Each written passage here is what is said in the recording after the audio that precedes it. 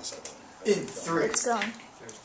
Yesterday was Mother's Day, the day to honor the women who have brought us into this world and who have provided us, hopefully to the best of their ability, the opportunity for a successful and rewarding life.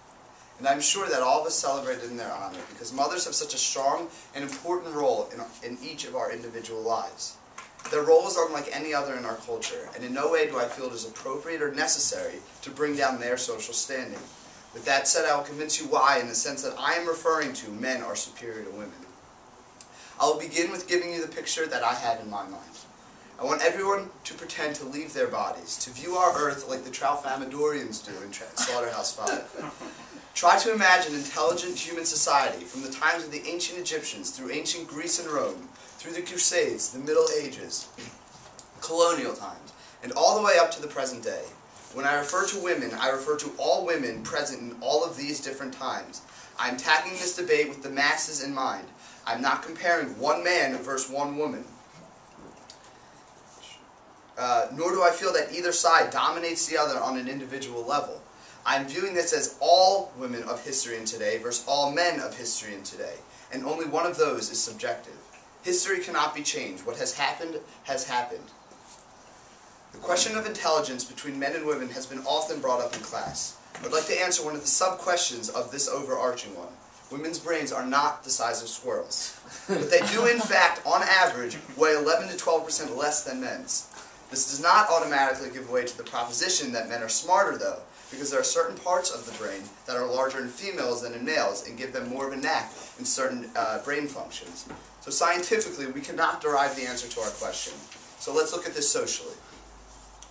Our society can only be defined by the inventions and advancements in different areas of knowledge that have progressed it.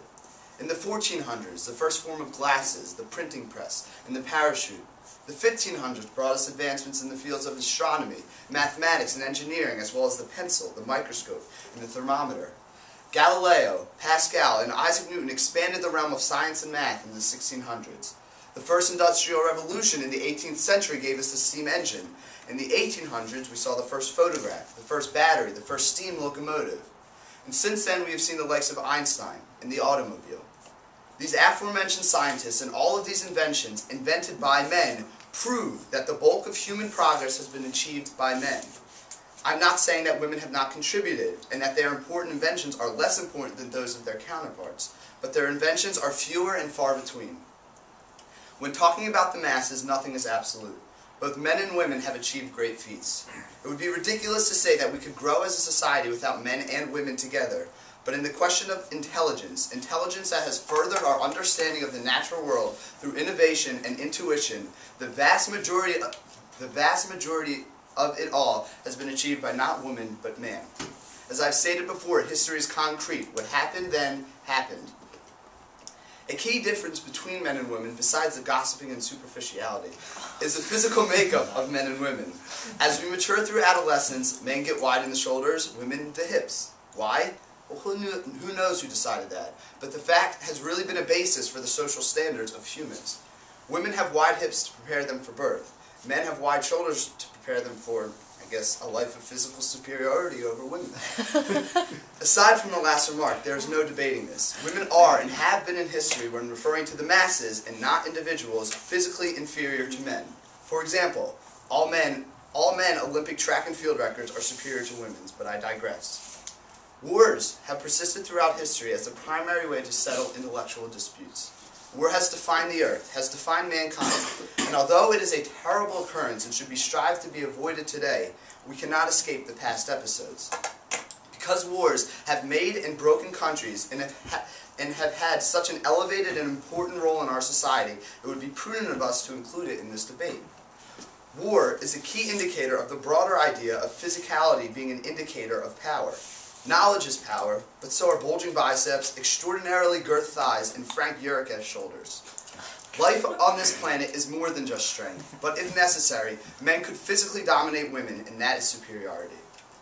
Our society is defined by man's drive for power. From Alexander's conquest of Eurasia, Genghis Khan's violent and hostile reign of Mongolia, and good old manifest destiny in Western expansion, man's ambition has driven the backbone of civilized life.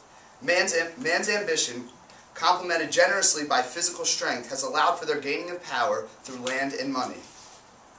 Webster's dictionary defines superior as situated higher up. In this world, where one is situated is based on power. Both men and women share ambition, but because of man's other qualities, they are the ones who have capitalized. Furthermore, history has shown that man's intuition has led to the majority of mankind's revolutionary innovation. Our current world has been shaped by humans. The respective roles of men and women are crucial to society, but both are not equal. Men are superior to women as a result of their natural physical advantage and ambition. Thank you.